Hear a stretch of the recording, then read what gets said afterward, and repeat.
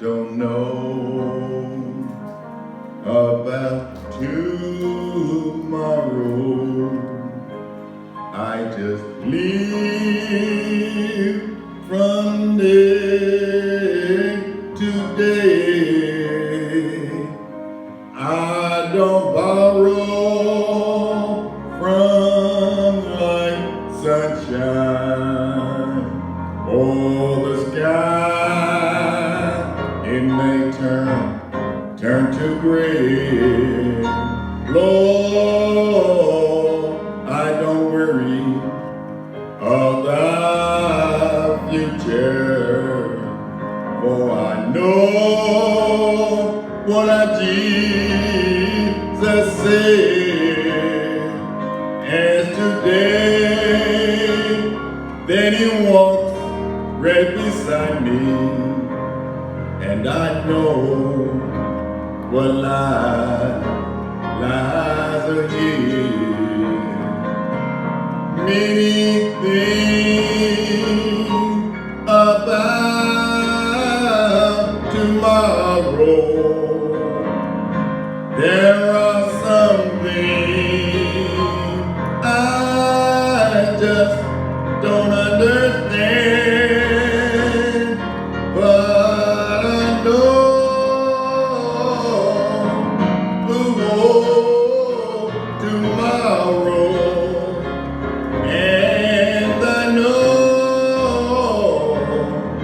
who holds my hand. Many things about tomorrow. There are some things I just don't understand, but I know who holds tomorrow, and I know who holds my hand.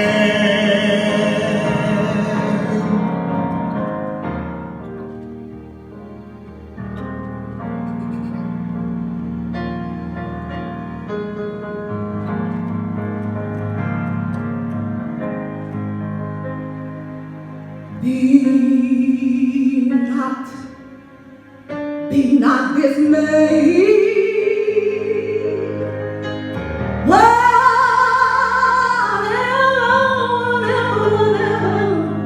betide, God will take care of you.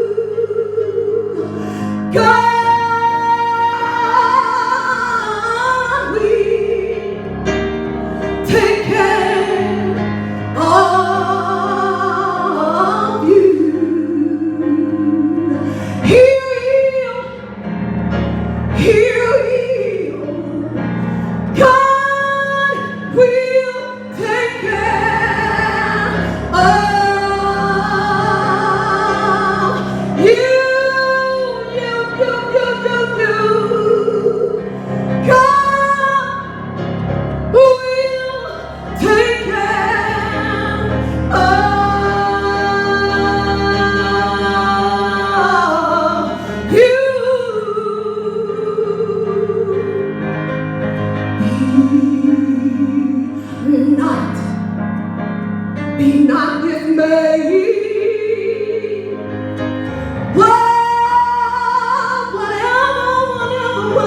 Whatever betide, God will, oh yes He will, take care of you.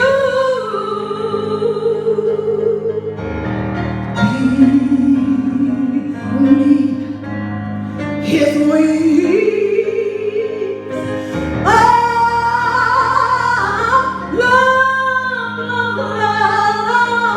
love, God will take care of you. Yeah, God will take care of you. He will. Oh, He will. I know He will take care of you. God will take care. I know it. I know He will. God will take care. Have you tried Him? Have you tried Him? God will take care of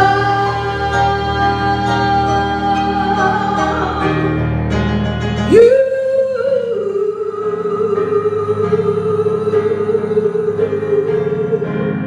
Hallelujah. He will. He will. He will take care of you. I know He will. I know He will. God will take care of you. Yes, God will take care of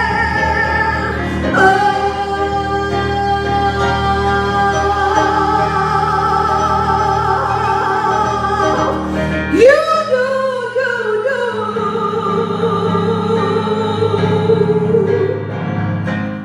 Good morning, Second Baptist, and good morning to all of our Facebook friends. We greet you in the name of our Lord and Savior, Jesus Christ.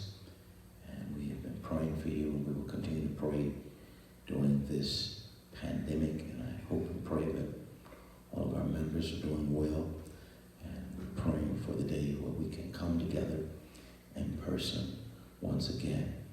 I want to call your attention to Joshua chapter 1. And I will begin reading at verse 1, Joshua chapter 1. And I'm reading from the King James Version of the Bible. I can read verses 1 and 2, and then I'm going to skip down to verse 6. Joshua chapter 1, verse 1 says, Now after the death of Moses, the servant of the Lord, it came to pass that the Lord spoke unto Joshua the son of Nun, Moses' minister, saying, Moses, my servant is dead. Now therefore rise, go over this Jordan, thou and all this people, to the land which I do give them, even to the children of Israel. Verse 6 says, Be strong and of good courage, for unto this people shall thou divide for an inheritance the land which I swore to their fathers to give to them. I want to put a tag on this text. I want to talk about that you are not alone. I'm sure that those of us who have, or those who have had small children and now that they are grown. I'm sure we can remember a time when they were little and how so dependent they were upon us. They were so dependent that when they had to face their fears while they were little, if they had a nightmare or if it was thundering or storming, sometimes they would wake up in the middle of the night screaming, and they would jump into bed with us. And then they would walk down the aisle, and then as they came and they got in with us, we would hold them, even though they were afraid. We would try to console them and let them know that everything is going to be all right. Sometimes all they needed was a hug, or sometimes all they needed was mama or daddy, or mama and daddy to be there. And even though we hugged them, or even though we were with them, it didn't mean that it stopped the storm. It didn't mean that it stopped the rain or the thunder, or it really changed anything. What it did was it gave them that assurance that as long as you, as a parent, was there by their side, and that everything was going to be all right. And I want you to know, my brothers and my sisters, that even though we are living in these times with this pandemic and with the coronavirus, and there is so much fear and insecurity all around us, I want you to know that we, none of us are alone, that God is with us even in the midst of our fears. He's with us in the midst of our pain. He's with us in the midst of our insecurities. Matter of fact, God taps us on the shoulder to remind us that He is right there. He's right with us. He is Emmanuel, which means God with us. He is an omnipresent God, which means that He can be everywhere at the same time. Psalms 46 and verse 1 says, God is our refuge and strength and ever present help in a time of trouble. Well, I want us to focus in our sermonic spotlight on Joshua chapter 1 here. And as the book of Joshua opens up, the children of Israel, they are embanked, or they're camping out on the Jordan River. And they are on their way to the promised land. But their hearts are heavy. Their hearts are heavy because their leader that they had for almost 40 years had died. And now the Lord is speaking to Joshua, their new leader, and God is speaking to the children of Israel.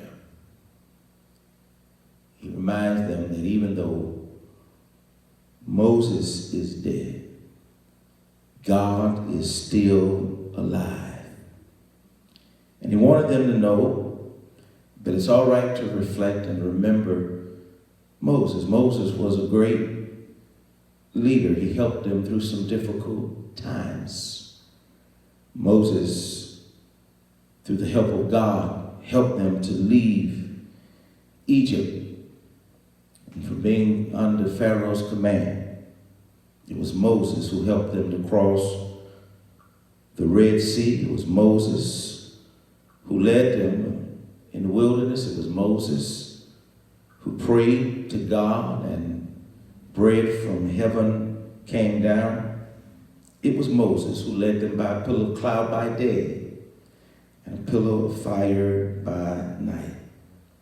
This same Moses was dead. And it was time for the children of Israel and Joshua to move on and to keep going forward.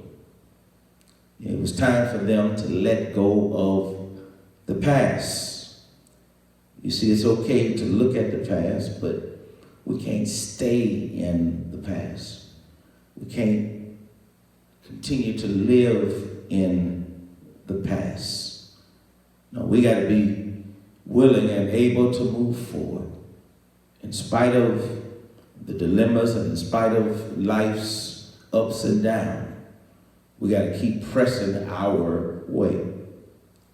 And it's here as we look at Joshua chapter 1, and we notice that this was a critical time. They just left Egypt and they were on their way to Canaan. They were on their way to the promised land. They were on their way to the land that was flowing with milk and honey. And now they stood looking over the Jordan River, standing between their past, their captivity, which was behind them, and their future, their freedom, and Canaan, which was before them. Yeah, they knew what they had faced in the past under their leader Moses, but they didn't know what God was going to do for them through their new leader, a young man by the name of Joshua. And I know, my brothers and sisters, that these are difficult times. I know that we are between a rock and a hard place. But I want to encourage you today not to give up. I want you to know that you are not by yourself, that the Lord is with us. And it's the Lord that will see us through. In fact, Isaiah said in Isaiah the 43rd chapter, verse 2, we can go through the fires and they will not burn us. We can go through the rivers and they will not overtake us. Jesus said in Matthew the 28th chapter, verse 20, he says, I will never leave you or forsake you. And lo, I will be with you, even to the end of the world. God says the same thing. He says to Joshua and the children of Israel in the book of Joshua chapter 1, he says, as I was with Moses, I will also be with you. You're not alone, because I'm going to take care of you. And the words that God shares with Joshua and the children of Israel to encourage them are the same words that God is sharing with you and me during this difficult time. First of all, God says to Joshua, he says, be strong. Yeah, he tells Joshua in the 6th verse, chapter 1, he said, be strong. And God says to him, be strong, because there's going to be a big task ahead of you. Be strong, because it's going to get a little rough. The road's going to be a little bumpy up ahead. Be strong, because life is not going to go back to the way that it used to be. And I want you to know, my brothers and sisters, that we have to be strong, because there's a challenge that we're going to have to face that's up ahead. And when we talk about being strong, what we mean here, or what this text means in the Hebrew language of the Bible, means to hold on to. It means to seize to. It means to be well established. It means to be grounded and rooted in something, to be grounded and rooted in the Lord. In fact, the Apostle Paul said in Ephesians 6 and 10, he says, be strong in the Lord, in his strength and in his might.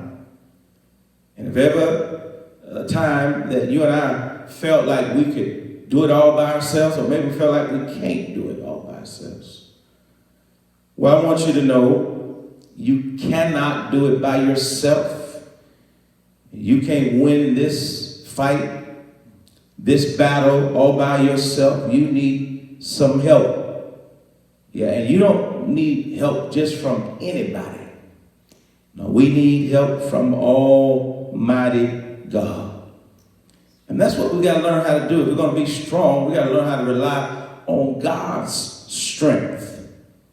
And we got to learn how to rely on his power. See, he's not asking us to be strong within ourselves, because we can't do it. And even when we are strong, God is stronger than we are. And even when we're weak, God is always strong. And so when we look at this text, God is not asking the children of Israel or asking us to try to do this thing all by ourselves. He's not saying to us that we need to feel strong, or sometimes we need to look like we're strong. You do know we can put on a good front. Sometimes we don't. We have good days and bad days. Sometimes we don't feel our best. But I want you to know that this kind of strength that's found in the book of Joshua is not based upon how you look. It's not based upon how you feel. It's not calling for you to be a superman or superwoman. No. But it is calling for you. It's calling for me. It's calling for us. It's calling for the church to rely on God, to rely on his strength, to rely on his promises. You see, when you learn how to rely on God, what you're saying to God is, God, I'm believing in you. I'm trusting in you. I'm dependent on you to work things out. You can see farther than what I can see. All I can see what's in front of me. And sometimes I can't see that with these bifocals on. But I want you to know that God can see what's in front of you. God can see what's behind you. God can see what's above you. God can see what's under you. God can see some things that hadn't even happened. He already knows because he's strong. And so you and I have got to learn how to stop being so wimpy. Stop complaining. Put your faith, your trust in God. Don't put it in the president. Don't put it in any man. Don't put it in me. Put it in the Lord. Yeah, you got to be grounded and you got to be rooted in him. Paul said in the book of Romans, the 8th chapter, and around verse 35, he says, I'm not going to let anything separate me from the love of God. Yeah, not death, nor life, nor angels, nor principalities, powers, things present, or things to come to separate me from his love. You see, we ought to be so strong that we are committed to God. Matter of fact, I tell you what, this pandemic has made me want to fall on my knees more, make me want to trust God more. To know that God will and can make a way. In fact, Paul reminds us in 1 Corinthians, the 15th chapter, in verse 58, that we ought to be so strong that we are steadfast and unmovable, always abounding in the works of the Lord. We ought to be so strong that we can say, like Philippians 4, and when it talks about, I can do all things through Christ which strengthens me. We ought to be so strong that we understand that we're relying on God's strength, that we can say, like Zechariah 4 and 6 says, that it is not by my might, it's not by my power, but it's by God's Spirit, it's by God's strength that we can make it. And we have to understand that this strength comes from the Lord. We got to understand where our power source is. We got to do like the psalmist said, do in Psalms 121, when it says, I will lift my eyes to the hills from which cometh my help. My help doesn't come from the hills. My help comes from the Lord, who is above and beyond the hills. And so the psalmist says, I'm looking up because I know where all my help comes from. Hebrews 12 and 2 says, looking unto Jesus, who is the author and the finisher of our faith. See, you're not alone. And you got to learn how to be strong. And be strong in the Lord. That doesn't mean because you're strong in the Lord that you don't have some bad days, but you won't struggle sometimes. But it's good to know where your help comes from. And so I want you to know you're not alone, so be strong. You got some help. Use it. But secondly, I want you to know But you're not alone. He says to Joshua, don't just be strong, but I want you to be courageous. And there's a very important thing that we have to understand about having courage or being courageous. We have to understand that we will never have courage if things are always easy. No, the real test of your courage is when your back is up against the wall.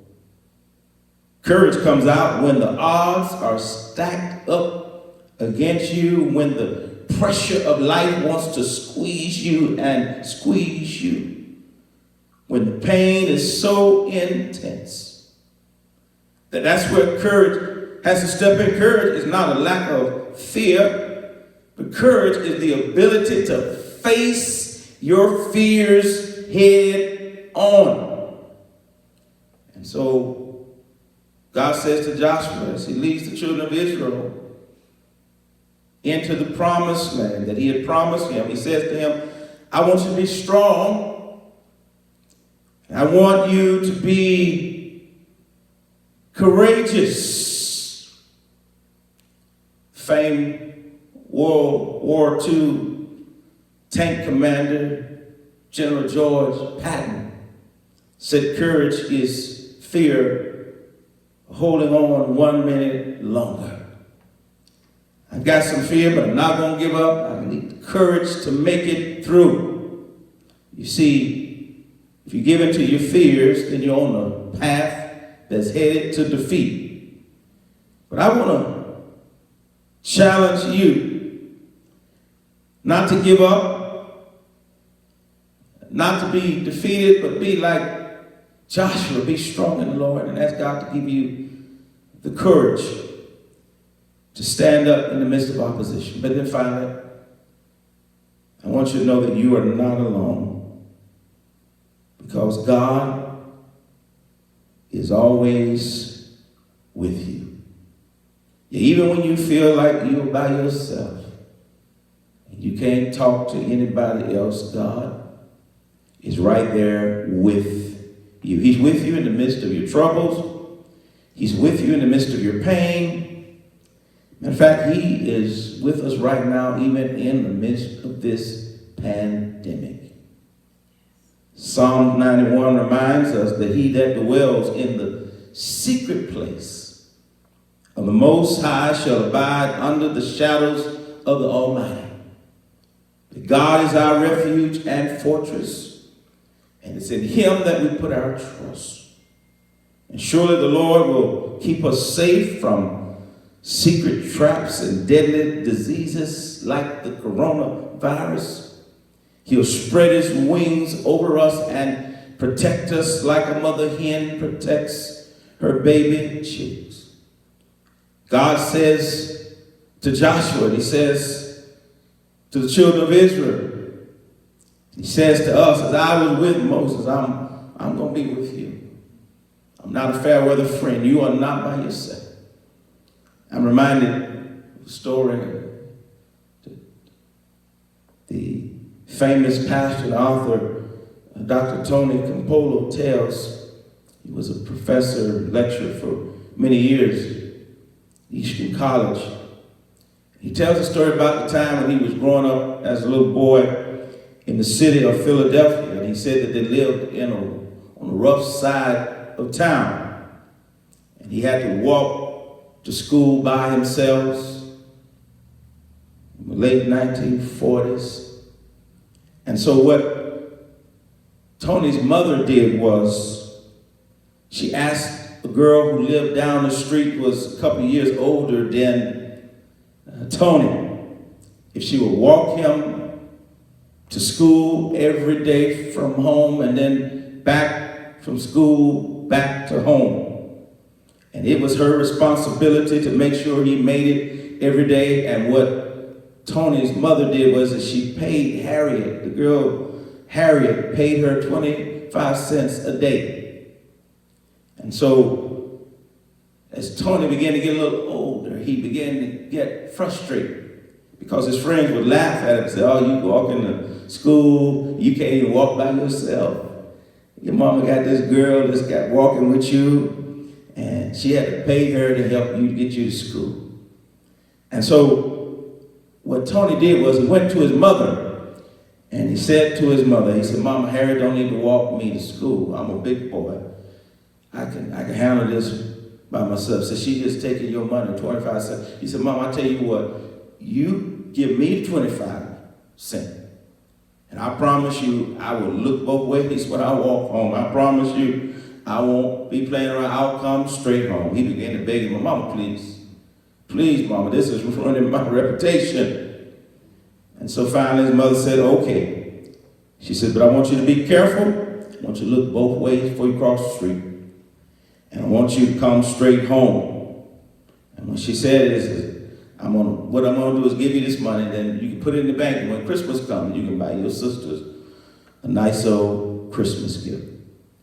And so to Tony, that seemed like a good idea. And so he would walk himself to school. He would come back home just like he promised his mother. His mother would give him the 25 cents. And later on, after Tony had grown up, his mother passed. And they were having a family gathering around Christmas. And they were sharing some of their precious memories. And so Tony began to talk about how he has always been independent. He was bragging about how he was able to walk to school as a little boy. And he reminded them how he didn't need any help.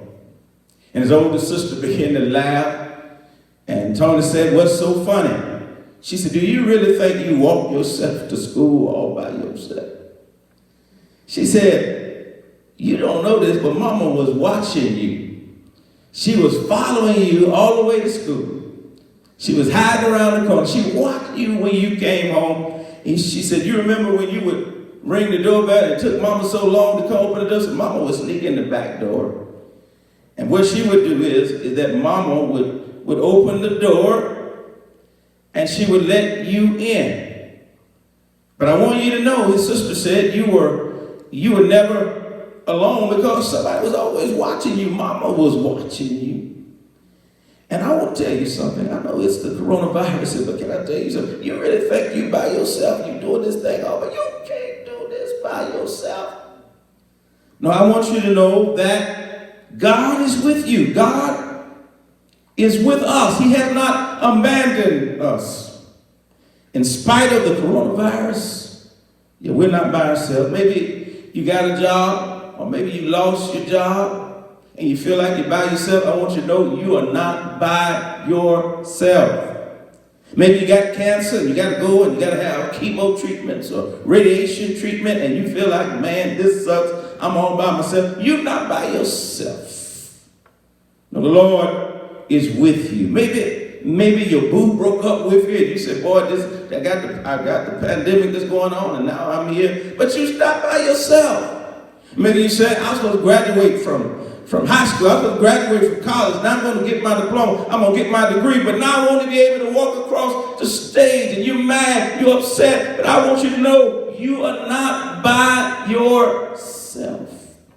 Maybe you had a loved one to die. Maybe they died from the coronavirus. Or maybe you're dealing with some sickness. Maybe you're dealing with some pain. I want you to know that you are not by yourself.